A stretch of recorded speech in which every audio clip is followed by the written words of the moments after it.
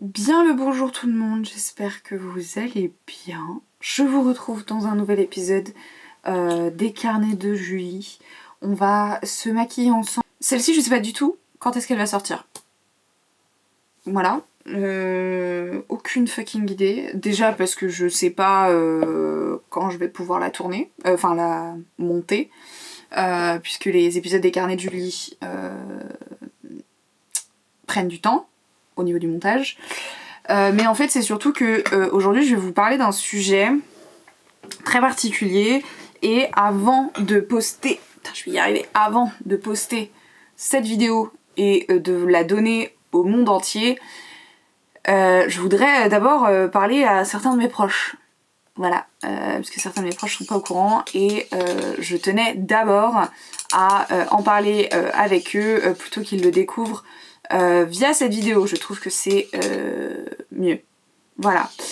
Je me suis fait un petit café, juste là. On va se préparer ensemble. Je vais vous donner le titre de cette vidéo. De toute façon, vous l'avez déjà vu. Aujourd'hui, on va parler de genre. Voilà. Sachez que je suis très stressée à l'idée de faire cette vidéo.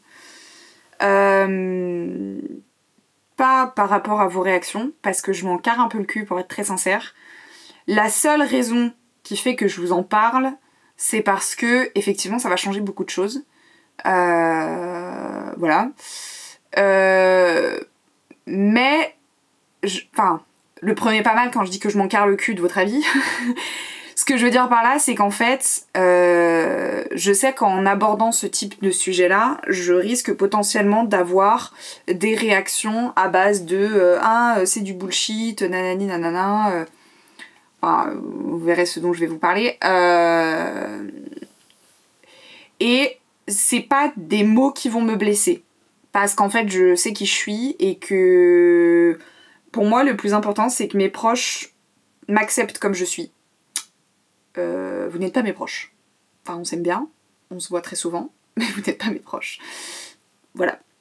Donc, ça va pas forcément m'affecter plus que ça, vos réactions. Mais voilà, je fais cette vidéo parce que c'est vraiment à titre informatif et je la mettrai en épinglé sur mon compte de manière à ce que ce soit clair pour tout le monde.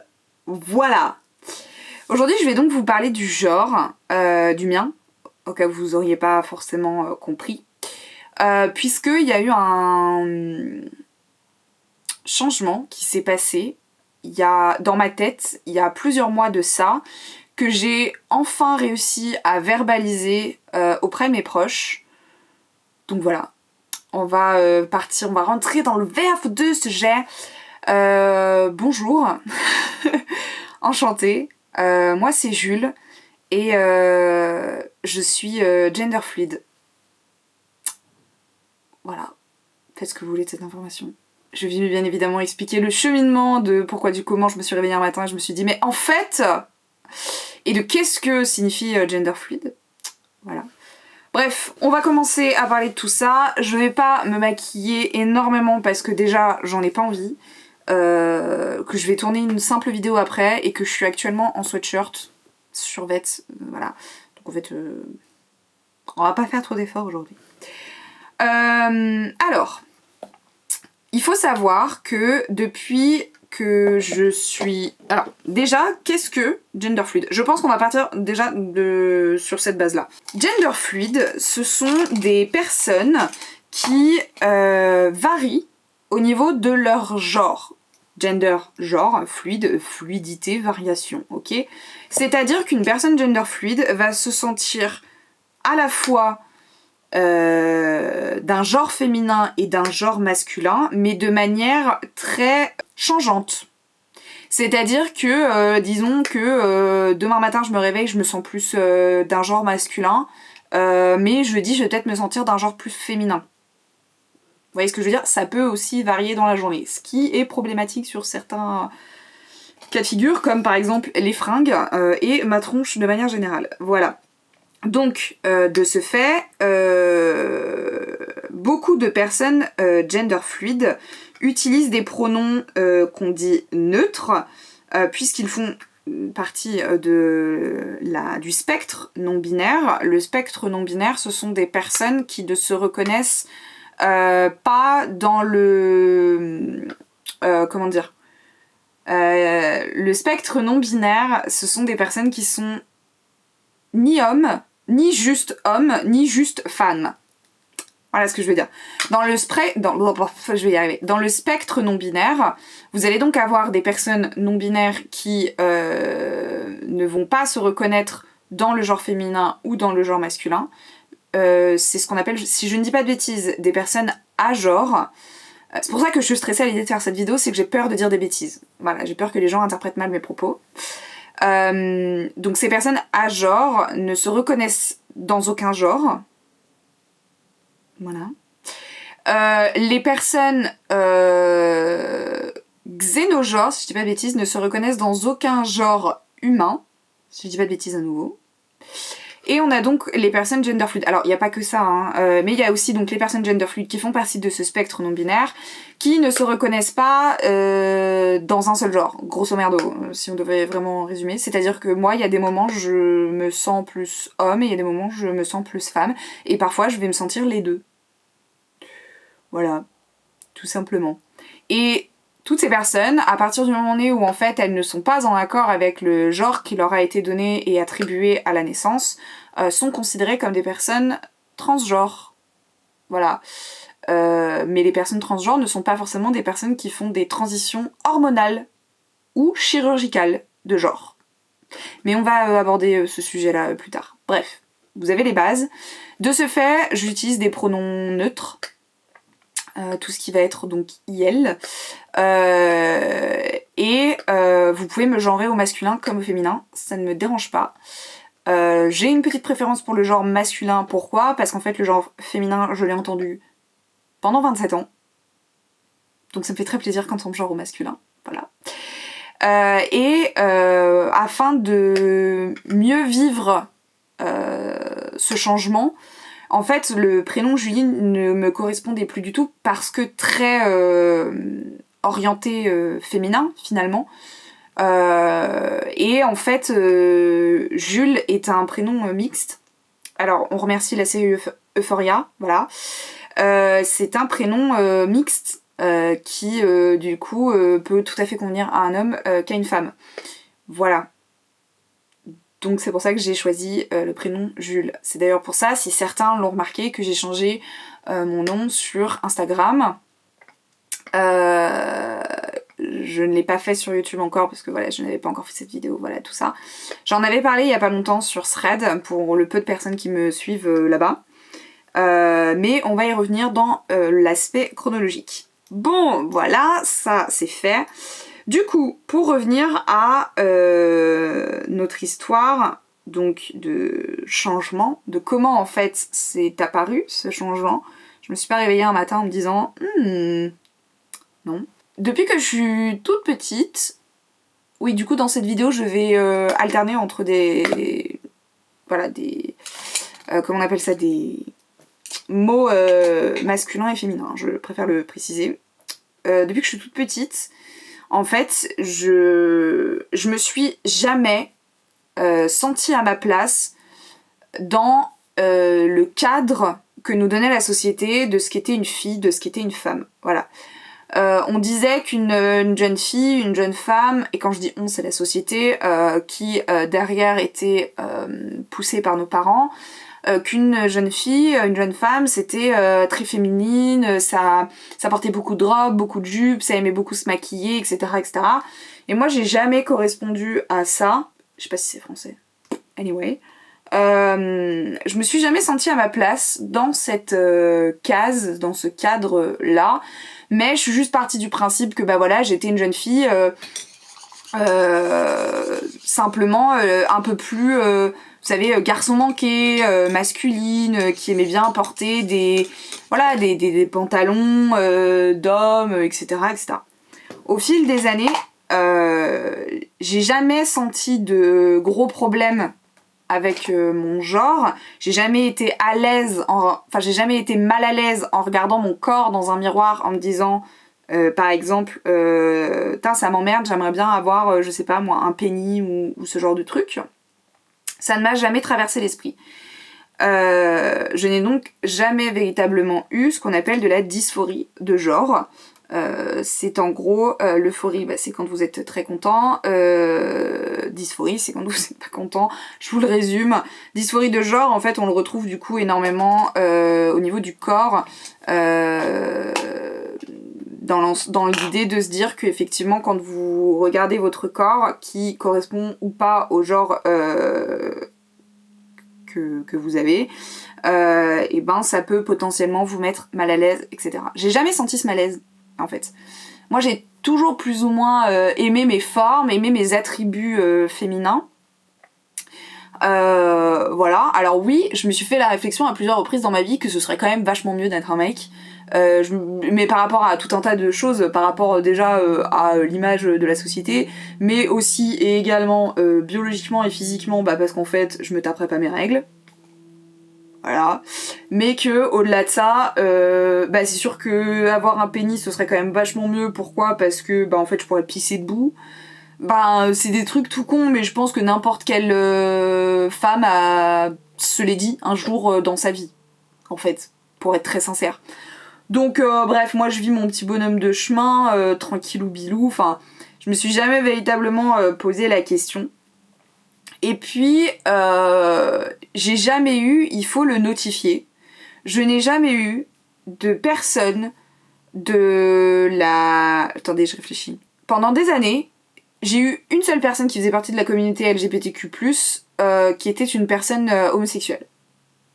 Mais dans mon entourage, je n'ai jamais connu de personne transgenre, ou tout du moins non binaire, qui en tout cas n'étaient pas en accord avec leur genre. Donc en fait, effectivement, c'est pas des questionnements qui en fait sont venus dans ma vie avant, parce que très sincèrement, c'était un monde que je connaissais très très peu, et donc en fait derrière ça m'avait pas traversé l'esprit. Et comme j'étais bien techniquement avec mon genre, en fait je m'étais jamais véritablement posé la question.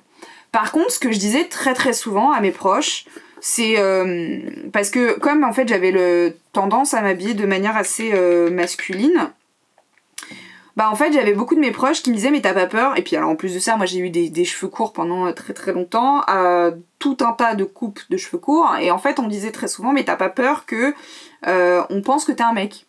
Et en fait ce à quoi moi j'ai toujours répondu je m'en branle. Enfin, en fait si demain on m'aborde et qu'on me dit monsieur, à cette époque, en fait ça me ferait ni chaud ni froid, je m'en foutrais, tu vois, genre c'est pas grave. Donc ça c'est un truc que j'ai toujours dit à mes proches et que j'ai toujours pensé, très sincèrement. Est arrivé la société et le fait que de plus en plus on ait des personnes qui osaient parler justement de tout ça, et notamment de leur transidentité, de la non-binarité, etc. etc. Et ça, j'ai trouvé ça genre déjà trop trop cool et hyper courageux. Voilà. Et c'est sûr que derrière, en fait, quand tu écoutes certains témoignages de certaines personnes qui se disent qu'en fait, ils ont découvert ça très très tard, t'en viens à te poser la question et t'en viens à te dire « Ah, et moi, finalement ?» Et puis, en fait, je me suis posé cette question, mais j'avais tellement d'autres problèmes dans ma vie, mentaux, j'entends, des problèmes, des traumas, des trucs comme ça, qu'en fait, c'était absolument pas une priorité de me poser cette question, et que j'avais d'autres chats à fouetter, grosso merdo. Donc, voilà. Et puis en fait, surtout, je pense que je n'osais pas me poser cette question, parce qu'en fait, si j'en arrivais à la conclusion à laquelle je suis arrivée actuellement, qui est donc que effectivement je suis une personne gender fluid et que de temps en temps je me sens comme un homme, en fait j'avais très très peur de ce que ça pouvait changer dans ma vie et de la réaction de mes proches. Et il faut savoir qu'à l'époque, j'étais très proche de ma famille, notamment de mon géniteur, et je sais que lui, par exemple, c'est un homme... alors, que la génération de nos parents ne comprennent pas du tout cet aspect-là, Ça me semble, quelque part, ça me semble un peu logique. Dans le sens où, il faut le concevoir, c'est une génération qui a été élevée dans une société où tout ça n'existait pas. On leur a appris qu'une jeune femme c'était comme ça, et qu'un jeune homme c'était comme ça, et ça n'allait pas plus loin en fait. Donc ça m'étonne pas que nos parents ne comprennent pas. Mais il y a une différence entre comprendre et tolérer, comprendre et accepter. Et je sais très très bien que mon père n'aurait jamais accepté. Il m'aurait pas foutu dehors, parce que de toute façon je m'étais déjà barrée, mais il aurait été le genre de personne qui n'aurait jamais fait aucun effort et qui m'aurait mégenré constamment de manière très très volontaire en me disant de toute façon c'est des conneries, toi t'es une femme. Voilà. Ou alors c'est une phase, de toute façon t'as eu plein de phases dans ta vie, t'as toujours eu plein d'idées abracadabresques, ça t'est toujours passé. Non papa, j'ai juste arrêté de t'en parler. Ça ne va pas plus loin. Voilà. Donc en fait, j'avais très peur du coup de la réaction de mon père, mais pas que, j'avais très très peur de la réaction de mon copain de l'époque.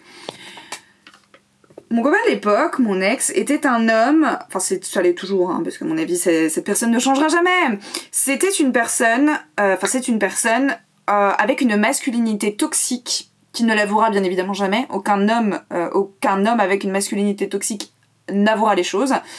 Mais je vais raconter une anecdote. S'il tombe sur cette vidéo, ça va pas lui plaire, mais j'en ai tellement rien à foutre. Cette personne avait un ami qui était gay. Et un jour, cet ami gay lui a fait une déclaration d'amour. Et alors ça, ce genre de choses, ce genre d'événements, des déclarations d'amour de leurs potes, enfin d'un homme gay, c'est une chose qui effraie énormément les gens de la commu mascu toxique. Alors je sais pas pourquoi. Vraiment profondément je me dis qu'est-ce que vous avez peur de quoi? C'est pas un virus, c'est pas la grippe. C'est pas parce qu'il te parle que tu vas choper l'homosexualité. Bref, et il m'avait raconté comment il avait réagi ce jour-là. Et dans son esprit de mascu toxique, bah, il avait pas du tout bien réagi.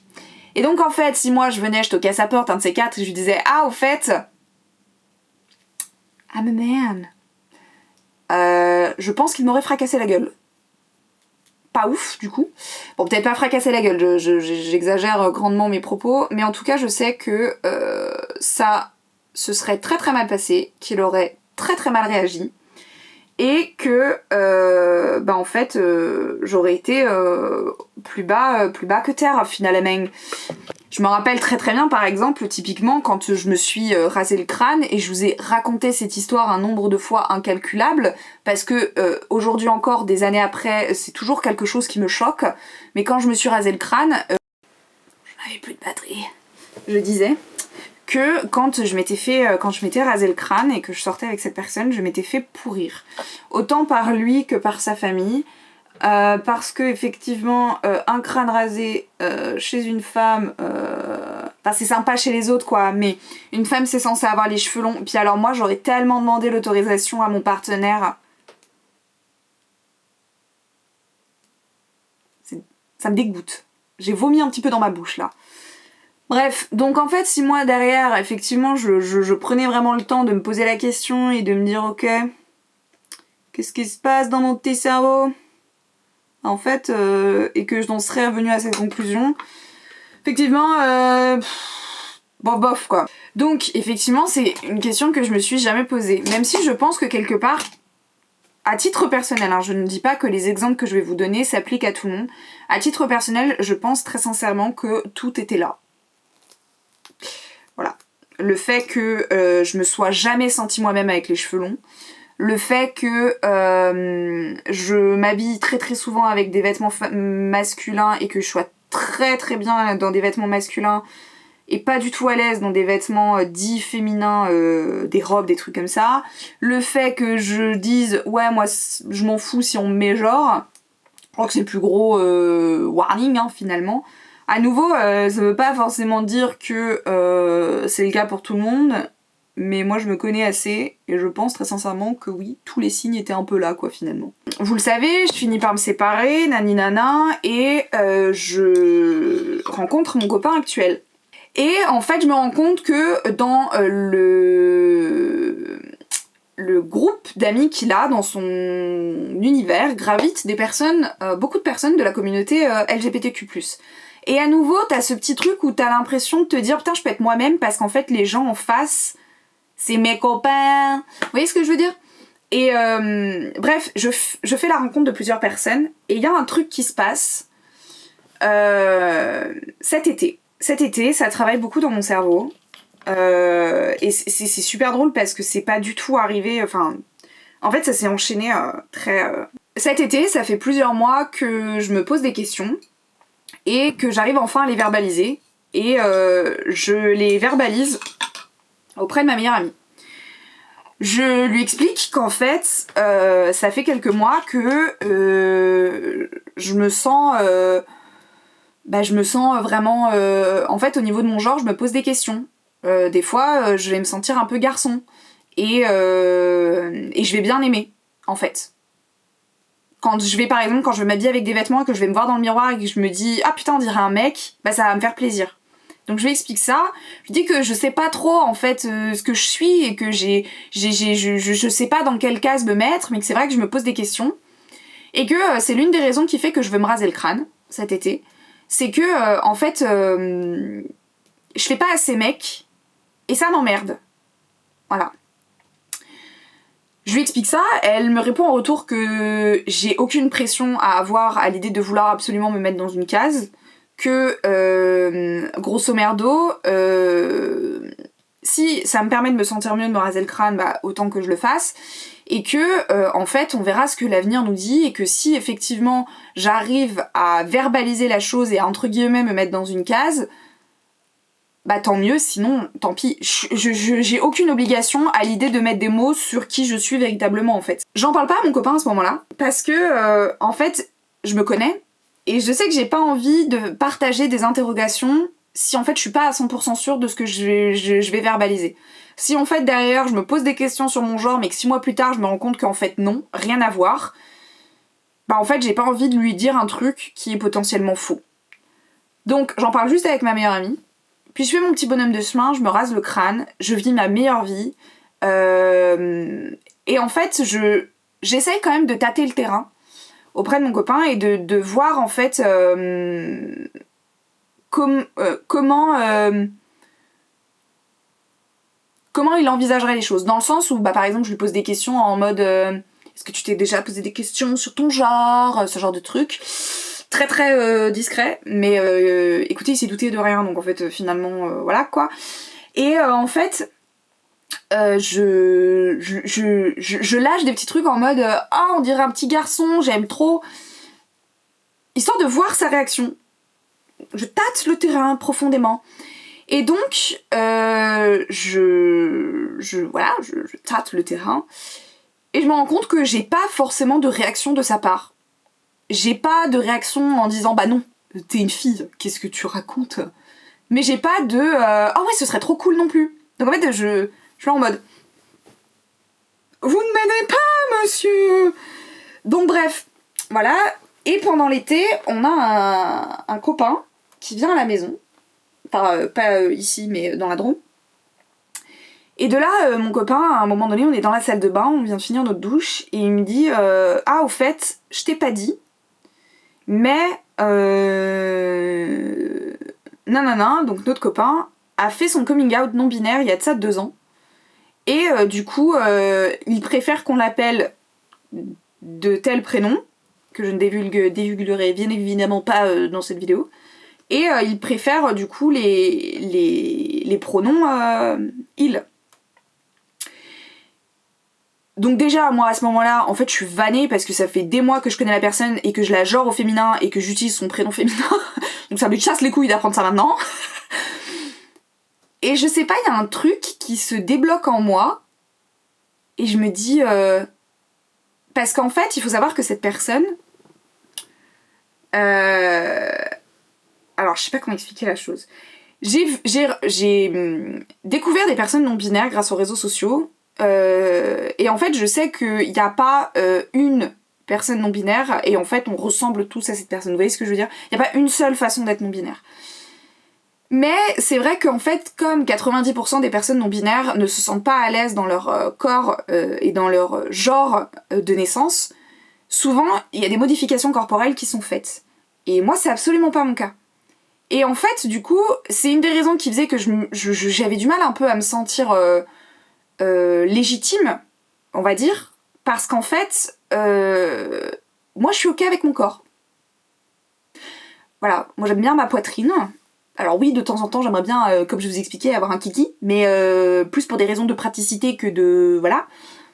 Et du coup, en fait, j'avais l'impression qu'effectivement, je ne pouvais pas être non-binaire parce que j'étais bien avec mon corps. Et il faut savoir que cette personne, donc notre pote non-binaire, bah, n'a fait aucune modification corporelle. Je ne sais pas si c'est un souhait qu'il a, je ne sais pas si il souhaite à terme, voilà, modifier son corps. En tout cas, quand j'ai appris ça, je me suis dit, mais attends, c'est possible? Genre, on peut être non-binaire et être ok avec son corps physiquement? Et du coup, genre, ça a ouvert en moi des portes et je me suis dit, ok, on va profondément y réfléchir, on va se poser, moi et moi-même, on va se dire, quel est ces passos? Du coup, j'analyse un petit peu notre copain non-binaire pour voir un petit peu durant l'été comment il se comporte, maintenant que je sais. Et je me rends compte qu'en fait, effectivement, rien n'a changé. Enfin, vous savez, des fois, quand on apprend... Oh, je vais vous donner un cliché, mais c'est horrible ce que je vais dire. Le prenez pas mal, c'est des clichés. Mais par exemple, quand tu rencontres une personne, on va l'appeler Jean-Charles. Voilà, ça fait 2 ans que tu connais Jean-Charles. Puis ensuite, au bout de 2 ans, on t'apprend que Jean-Charles est gay. Et tu te dis, ah ouais, ok, d'accord. Et là, tu te rends compte qu'en fait, depuis le début, Jean-Charles a des comportements de gay. Et je vous ai dit, c'est horrible hein, ce que je vais dire. Mais est-ce que vous voyez là où je veux en venir? C'est qu'en fait, du coup, derrière, tu te dis, mais putain, c'est évidemment, mais comment j'ai fait pour pas y penser auparavant, en fait? Et là, c'était pas du tout le cas. Et du coup, je me suis dit, mais attends, en fait, ça change, du coup, pas grand-chose dans ma vie, finalement. Donc bref, j'y réfléchis, ça trotte dans ma tête. J'essaye de plus en plus d'embrasser ce côté un peu masculin, on va dire. Et puis bah j'aime bien. Et j'en parle à ma deuxième meilleure amie. Et je me chie dessus, profondément, parce qu'autant la première fois que j'en ai parlé quand j'en ai parlé avec ma meilleure amie cet été, en fait, avec ma meilleure amie, pardon, il faut savoir qu'on se parle par Snap. Voilà, c'est un truc qu'on a commencé à faire quand Snap était très populaire, donc il y a 7 ans, plus de 7 ans. Et en fait, on n'a jamais arrêté. Donc en fait, quand on se donne des nouvelles, on se fait des snaps, bref. Donc en fait, moi je lui annonce ça par Snap, elle me répond par Snap, mais en fait, on n'est pas sur une conversation, elle est pas en face de moi. Elle est pas en face de moi, elle est pas physiquement en face de moi, elle est pas au téléphone avec moi. Et en fait, du coup, il y a une certaine distance, et ce qui fait que je me chie beaucoup moins dessus. Par contre, ma meilleure amie de Lyon, elle est physiquement en face de moi quand je lui en parle. Donc déjà, je n'ose pas la regarder dans les yeux. Et je me fais caca dessus. De petits caca. Voilà. Je suis en nage, j'ai les mains moites quand je lui en parle. Et en fait, à nouveau, tu vois, je lui explique que, effectivement, en fait, je sais pas trop comment me positionner parce que j'ai beaucoup de mal à me sentir légitime par rapport à tout ça. Voilà, j'essaye de lui expliquer un peu le cheminement de pensée. Et en fait, tout ça est parti. Ce qui a fait que je lui en ai parlé, c'est parce qu'en fait, chez mes tatoueurs à Lyon, on remplit comme d'habitude une petite décharge, comme n'importe quel bon tatoueur le propose. Et en fait, le shop dans lequel je vais pour me faire tatouer, il est hyper... il est vraiment top. Et aussi parce qu'il est très très ouvert et hyper à l'écoute. C'est-à-dire qu'en fait, on vous demande vos pronoms. Et moi, j'ai donné un pronom neutre. Comme j'ai rempli la feuille, et ma meilleure amie était vraiment littéralement à côté de moi, je me suis dit, putain, si elle l'a vu, elle va se poser des questions, il faut que je l'en parle. Et donc, c'est ce qui m'a convaincue de le faire. Donc après m'être fait tatouer, on me passe en ville, nanana, et je lui en parle. Et donc ça date de novembre, du coup logiquement. Ouais, c'est ça, novembre. Donc je lui en parle, et ça se passe super bien. En fait, je me doutais pas que ça allait mal se passer. C'est juste le fait de verbaliser. En plus, vraiment, pour le coup, on était en plein public, etc. Alors après, à nouveau, je m'en carre le cul de ce que les gens pensent, parce que je les connais pas. Mais voilà, on était en plein... Enfin, on était dans la Fnac, donc en fait, on était entouré de personnes, on faisait la queue pour aller à la caisse. J'ai fini par lui en parler, et en fait, genre, je me sens hyper soulagée une fois que je lui en parle. Ça continue à trotter dans ma tête, pendant tout le mois de décembre, etc., etc. Et là, je me dis, ok, je pense que je pense que j'ai assez réfléchi à la chose. Je pense qu'il va vraiment falloir que j'en parle à mon copain. Parce que si effectivement, enfin c'est pas si, c'est en fait plus le temps a passé et plus j'étais convaincue de ce que je pensais, de ce que je vivais. Et donc en fait, si effectivement je lui annonce et que je lui fais mon coming out, il faut qu'il soit au courant. On vit ensemble, on relationne ensemble. Il est évident que ça va avoir un impact sur notre couple. Et donc il faut que je lui en parle. Et en fait, j'ai eu super peur de lui en parler. Parce que je savais pas quel impact ça allait avoir dans notre couple. Je savais, et par rapport à ce qu'il m'avait dit au tout début où on était sortis ensemble, je savais que quelque part, techniquement, ça ne poserait pas de problème. Mais, dans mon cerveau de fucked up, je me suis dit, mais attends, quand tu t'as rencontré, tu étais une femme. Il est tombé amoureux d'une femme qui te dit qu'il aimera aussi également à moitié un homme. Rien. Eh bien, il va cesser de t'aimer, te quitter, et tu vas te retrouver dans la merde à devoir chercher un nouvel appart avec ton chien, et tu vas probablement retourner vivre chez ta mère. C'est littéralement la réflexion que je me suis faite dans mon cerveau à ce moment-là. J'ai recommencé à me faire caca dessus. Donc là, je me dis, ok, j'ai besoin de conseils. J'ai besoin de conseils, et l'application Thread venait tout juste d'être lancée il y a pas longtemps. Faut que je boive mon café, parce que sinon il va être froid, et je ne vais plus le boire. Bref, l'application Thread venait d'être lancée. Et en fait, j'avais beaucoup moins de monde sur Thread que sur Insta. Et je sais que mon copain me suivait pas sur Thread. Parce qu'il a pas l'application. Donc je me suis dit, vas-y, let's go, je me lâche. J'explique vite fait. Et je demande des conseils. Et littéralement, le message débute par, bon, on n'est pas beaucoup ici, alors je peux vous en parler. Je ne sais pas, il n'y a pas les stats sur les posts Thread, mais j'ai jamais eu autant de likes et de commentaires, de réponses à ce Thread que n'importe quel autre post que j'ai pu faire depuis, ou même avant. On est loin de la discrétion du coup. Mais de là, j'ai eu un élan de soutien de personnes que je ne connaissais ni d'Adam ni d'Ève, hein, qui m'ont donné des conseils, m'ont aidé, m'ont dit bah moi j'ai fait ça, moi j'ai ceci, nani nana. Et je crois que ce qui m'a convaincue, c'était vraiment le message de bah écoute, c'est la nouvelle année, profites-en pour démarrer l'année du bon pied, lui en parler, et en fait, bah commencer ta nouvelle vie sur cette nouvelle année 2024. Je finis par me motiver, et donc peut-être genre 2 ou 3 jours après avoir posté ce thread, et je lui en parle, je pleure de stress, et donc je lui explique mon cheminement, que voilà, que je me sens à la fois homme et femme, que voilà, du coup je dirais que je suis gender fluid, que par contre du coup effectivement j'aimerais qu'on utilise les pronoms neutres, IL, parce que en fait comme c'est très changeant, utiliser un pronom elle quand je me sens homme, ça me mettrait très mal à l'aise. Du coup j'aimerais qu'on m'appelle Jules, parce que c'est un prénom neutre qui peut autant aller à un homme qu'à une femme.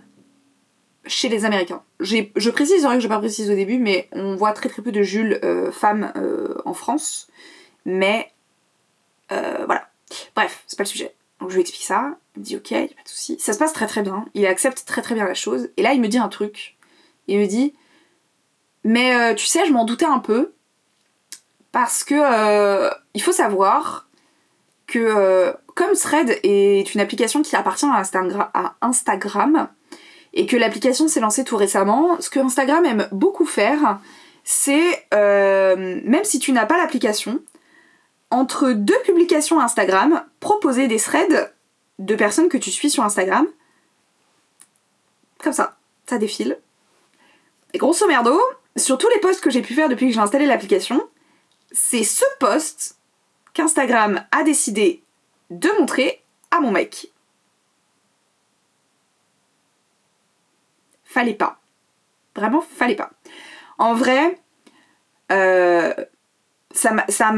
je pense que ça a été bénéfique parce que du coup lui ça lui a moins fait un choc quand je lui en ai parlé et enfin un choc, je sais pas si ça vraiment aurait été un choc, en tout cas il était préparé et il m'a dit quand j'ai vu ça je me suis dit ok, mais je voulais pas t'en parler parce que je voulais que tu sois prêt, que tu te sentes prêt à m'en parler, je voulais pas te brusquer, je me suis dit que voilà, si c'était vraiment quelque chose dont tu souhaitais me parler, bah tu le ferais en temps et en heure et que ça te prendrait le temps que ça te prendrait. Mais cet homme... Du coup, je pense que quelque part, oui, ça m'a aidée. Et du coup, à partir de ce moment où j'ai fait ce coming out à mon copain, j'ai un poids qui s'est enlevé. Et ça fait faire plus d'un mois maintenant que j'ai fait ce coming out à mon copain.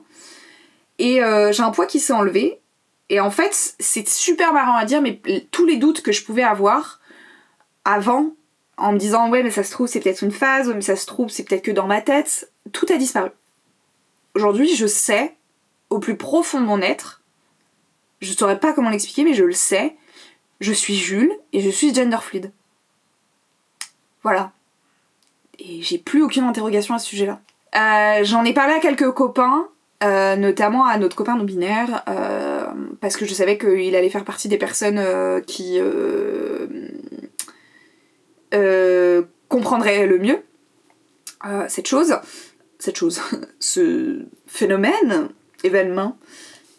Et j'en ai parlé pareil à un pote avec qui on a passé l'été, etc. Parce que voilà, j'ai passé l'été avec cette personne, donc en fait je sais qu'on se connaît et voilà. Et du coup j'ai fait mon coming out à certains copains que j'estimais les plus importants. Et à l'heure où je tourne cette vidéo, j'en ai pas encore parlé à ma mère, qui est le seul membre de ma famille avec qui je relationne encore. J'en ai pas encore parlé à ma mère parce que j'arrive jamais à trouver le bon moment. J'estime que en fait, je pourrais m'en battre les couilles et juste lui envoyer un SMS, mais j'ai pas envie parce que je sais qu'elle va avoir des questions et que c'est pas vraiment propice les SMS pour ça. Mais qu'au-delà de ça, moi je m'en fous de lui annoncer ça par SMS. Mais je sais que elle aura besoin qu'en fait on ait cette conversation en face à face. Et ce qui me stresse un peu avec ça, c'est pas forcément sa réaction, parce que comme je disais, je sais qu'elle ne comprendra pas. Par contre, je sais qu'elle acceptera. Elle me jugera pas. Mais ce qui me stresse, c'est que j'ai peur de voir comment elle va vivre les choses. Parce que pour elle, je suis Julie, je suis sa petite fille, et ça fait 27 ans que c'est comme ça, et elle m'a toujours genrée au féminin, et... en fait, pour elle, il n'y a pas de raison que ça change. Et du coup, j'ai peur qu'effectivement, elle ait un peu de mal avec ça. Je sais qu'elle me genrera pas correctement, probablement tout le reste de sa vie. Et c'est ok, c'est pas grave. Je sais qu'elle continuera probablement à m'appeler Julie et pas Jules. Et c'est ok, c'est pas grave, j'ai conscience de ça. Simplement, je tiens à l'informer à titre informatif, parce que, comme je l'expliquais, j'ai changé mon nom sur les réseaux sociaux, je me genre parfois au masculin, et en fait j'ai pas envie qu'elle découvre ça au détour d'une stories ou d'une vidéo sur YouTube, et ouais, je trouverais ça très nul, voilà. C'est pour ça que j'aimerais d'abord lui en parler avant de publier cette vidéo, et j'aimerais lui en parler juste pour l'informer. Pas forcément parce que j'attends une approbation ou une réaction de sa part, parce que pas du tout. Pour le coup, je sais que son point de vue, son avis ne me touchera pas, mais c'est vraiment plus pour l'informer, quoi, on va dire. Bref, voilà. Écoutez, cette vidéo est terminée. Voilà. J'espère que ça vous a plu, je sais pas. C'est un peu chelou de dire ça par rapport au sujet de la vidéo, mais bref. Sachez que j'accepte qu'on me mégenre, j'accepte qu'on se trompe de prénom. Par contre, si ça fait 10-15 fois, je te bloque. Ce que j'entends par là, c'est que si ça fait 10-15 fois que je te reprends au niveau de mes pronoms, au niveau de mon prénom, et que tu n'as toujours pas intégré l'information, je te bloque. C'est aussi simple que ça. J'ai pas le temps pour ces conneries à un moment donné. Je compte pas en parler au travail, par exemple, pour ceux qui se poseraient la question. auprès de mon employeur, etc. Parce que j'estime que ça n'a aucun intérêt. Auprès de mes collègues, je suis Julie. Auprès de mes collaborateurs, auprès de mes clients, je suis Julie et ça changera pas. Et surtout, du coup, je compte pas changer officiellement de prénom. Parce que ça signifierait du coup faire un changement au niveau de mon employeur. Voilà. J'ai pas envie, pour l'instant. Je me ferme pas à l'idée. Parce que parce que je viens à peine de découvrir ça à 27 ans, donc vous vous doutez bien que ça a le temps de changer quand même en 5 ans sur ma position de changer de prénom ou pas. Mais voilà, ça se trouve je resterai pas dans cette boîte toute ma vie et qu'effectivement, par contre, si je viens à changer d'entreprise, potentiellement, là, j'en parlerai dès le début. Mais il faut savoir que j'ai démarré dans cette entreprise en tant que Julie. J'ai démarré en septembre. Moi, mon questionnement, j'ai commencé à me le faire, on était début août. Enfin, autant vous dire que moi, je savais pas du tout qu'on allait arriver sur ce stade-là, quoi, en fait. Donc, en fait, ça me fait pas sens pour moi à l'heure actuelle. Mais auprès de mes proches, auprès des réseaux sociaux, je suis Jules. Et je vous demande de respecter ça. Que vous le compreniez pas, ça, je peux le concevoir, mais j'avoue, je m'en carre le cul. Par contre, ce que je demande, c'est du respect et c'est de la tolérance. Et voilà. Bref. Voilà pour moi, j'espère que potentiellement ça a pu aussi quelque part vous éclairer si vous avez des proches qui sont non-binaires ou que vous-même vous vous posez des questions par rapport à votre genre. C'est aussi pour ça que ces vidéos carnet de Julie, qui vont désormais du coup s'appeler carnet de Jules, sont importantes pour moi. C'est parce qu'en fait, au-delà de juste ouvrir un journal intime et vous partager mon expérience sur certains sujets, l'idée c'est que vous vous retrouviez potentiellement dans les paroles que je peux dire, ou alors que vous retrouviez certains de vos proches dans les paroles que je peux dire. Si vous avez des connaissances, des gens dans votre cercle proche, etc., qui vivaient ces choses, peut-être que potentiellement entendre ces témoignages-là peut vous aider à savoir comment vous comporter par rapport à ces proches-là. Donc c'est aussi pour ça que ces vidéos sont importantes. Donc écoutez, voilà, c'est tout pour moi. On se dit à bientôt dans une nouvelle vidéo. Merci à tous pour votre soutien. Et voilà, prenez soin de vous, c'est très important. Et à nouveau, entourez-vous des bonnes personnes. C'est d'autant plus important. Moi, je vous fais plein de bisous. Et je vous dis à bientôt. Ciao, ciao.